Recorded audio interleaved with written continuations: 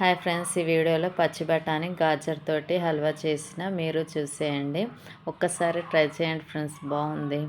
పచ్చి బఠానీ మిక్సీ పట్టుకోవాలి బరుకుగా. తర్వాత గాజర్ సన్నగా కట్ చేసుకోవాలి. ఒక గిన్నెలో గీ వేసుకొని బఠానీ ఫ్రై చేసుకోవాలి. మంచిగా కొంచెం ఫ్రై చేసుకొని తీసి పక్కన పెట్టుకోవాలి. అదే గిన్నెలో ఇంకొంచెము గీ వేసుకొని గాజర్ మంచిగా ఫ్రై చేసుకోవాలి. ఈ గాజర్ ఫ్రై అయిన తర్వాత పచ్చి బఠానీ కూడా కలుపుకొని ఒకసారి మంచిగా ఫ్రై చేసుకోవాలి. ఇవి రెండు ఫ్రై అయిన తర్వాత కొన్ని వాటర్ కలుపుకోవాలి, అవి ఉడికేలాగా.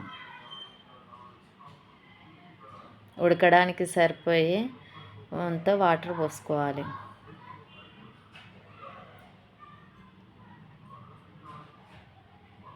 అది మంచిగా ఉడికిన తర్వాత పాలు కలుపుకోవాలి.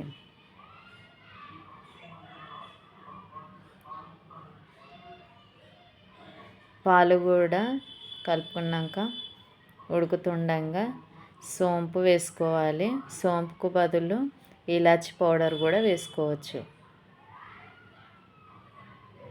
మంచిగా ఉడికిన తర్వాత దానికి సరిపడా చక్కెర